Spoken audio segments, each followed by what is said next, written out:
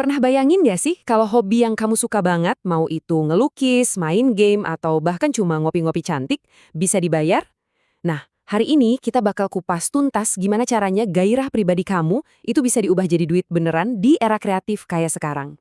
Nah, ini nih pertanyaan utamanya, ya kan? Kita semua pasti punya hobi yang kita cintai, tapi seringnya kita mikir itu ya cuma buat seneng-seneng aja. Tapi, gimana kalau saya bilang, di dalam hobi itu sebenarnya ada potensi ekonomi yang luar biasa. Yuk kita bedah bareng-bareng. Gini deh intinya, kita tuh hidup di zaman di mana kreativitas dan ide itu bukan lagi cuma buat kepuasan batin. Semua itu bisa banget jadi fondasi buat bisnis yang inovatif. Singkatnya, ide-ide di kepala kamu itu aset yang super berharga. Oke, kita masuk ke bagian pertama. Kita akan lihat gimana hobi itu lebih dari sekedar pengisi waktu luang. Hobi itu sebenarnya adalah sebuah modal. Bukan modal uang, tapi sesuatu yang jauh lebih mendasar. Konsep kuncinya itu adalah modal non-materi. Ini tuh bukan duit, tapi aset kamu yang nggak kelihatan. Rasa cinta yang bikin kamu nggak pernah berhenti belajar. Konsistensi yang bikin skill kamu makin tajam. Dan pengetahuan mendalam soal hal yang kamu suka. Inilah modal paling mahal buat menciptakan sesuatu yang berkualitas. Dan ini tuh bukan cuma teori loh, lihat aja contoh-contoh ini. Fotografi, desain grafis, nulis, semuanya ini adalah keahlian nyata yang dicari banget dan punya nilai ekonomi yang tinggi di pasaran.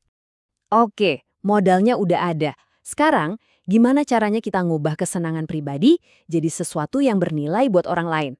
Nah, disinilah proses penciptaan nilai itu dimulai. Jadi, poin yang paling krusial itu di sini, pergeseran pola pikir. Dari yang awalnya bikin sesuatu cuma buat diri sendiri, jadi menciptakan sesuatu buat pelanggan atau audiens.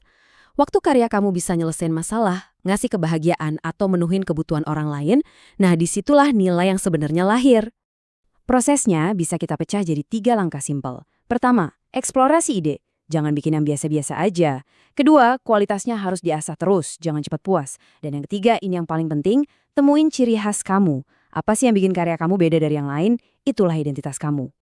Oke, produk keren udah jadi nih. Tapi itu belum cukup. Cara kamu nyajiin produk itu ke dunia bisa jadi pembeda antara karya amatir dan karya profesional. Ingat, kemasan itu penting banget. Coba deh lihat perbandingannya di sini. Ini jelas banget. Produk yang sama bisa dipersepsikan beda banget loh. Kemasan yang profesional itu bisa ngubah sebuah karya jadi sebuah merek, ngangkat persepsi kualitas, dan ujung-ujungnya bikin kamu bisa pasang harga yang lebih premium. Terus, apa aja elemen kuncinya? Ini bukan cuma soal bungkus yang bagus ya.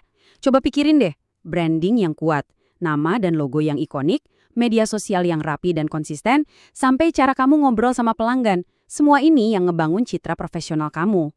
Di zaman digital gini, punya produk hebat yang dikemas dengan baik itu bakal sia-sia kalau nggak ada yang lihat. Nah, disinilah peran teknologi jadi jembatan super penting yang nyambungin kamu dengan audiens di seluruh dunia. Nah, ini dia 3 saluran utamanya. Kamu bisa pakai media sosial buat bangun komunitas yang loyal, manfaatin marketplace buat jangkau orang yang udah siap belanja, dan bangun website pribadi sebagai rumah digital buat brand kamu. Kombinasi ketiganya itu kunci buat nembus pasar yang lebih luas. Dan ingat, di dunia online, cerita di balik produk kamu itu penting banget. Jangan cuma jualan barang, tapi jual juga ceritanya. Foto yang bagus, video proses pembuatannya, atau kisah inspirasi kamu, semua itu bisa ngebangun hubungan emosional sama audiens, dan pada akhirnya ningkatin nilai karya kamu. Kita udah ngomongin cara bikin dan ngemas nilai. Nah, sekarang kita masuk ke bagian yang paling ditunggu-tunggu. Gimana caranya ngubah semua itu jadi uang? Ada beberapa model bisnis utama yang bisa kamu pilih. Tabel ini ngerangkum 3 model utamanya. Pertama, kamu bisa jual produk jadi.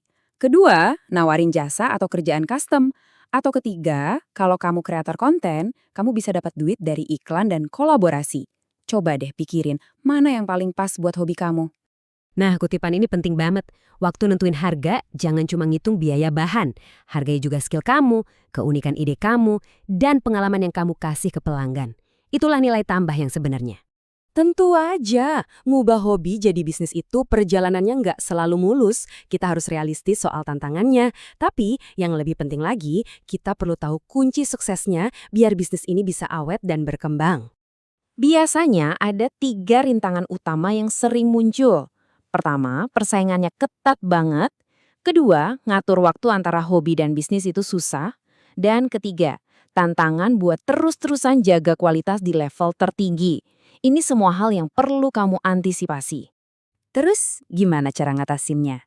Nah, quote ini ngerangkum semuanya. Kuncinya itu konsisten dalam berkarya dan promosi. Terus berinovasi biar nggak ketinggalan zaman. Dan yang paling penting, selalu mau belajar hal-hal baru. Inilah yang ngebedain mereka yang berhasil dalam jangka panjang. Jadi, pesan inti dari semua obrolan kita hari ini itu simple banget. Berhenti mandang hobi kamu cuma sebagai hiburan. Lihat itu sebagai aset, sebagai modal, sebagai sebuah potensi ekonomi luar biasa yang ada di dalam diri kamu yang cuma nunggu buat dikelola dengan strategi yang tepat. Oke, pertanyaan terakhir ini bukan buat saya, tapi buat kamu. Setelah kita ngelihat semua langkahnya, dari ide sampai monetisasi, coba deh renungin sejenak. Gairah apa sih yang kamu punya, yang mungkin bisa jadi langkah awal perjalanan kamu berikutnya? Jawabannya ada di tangan kamu.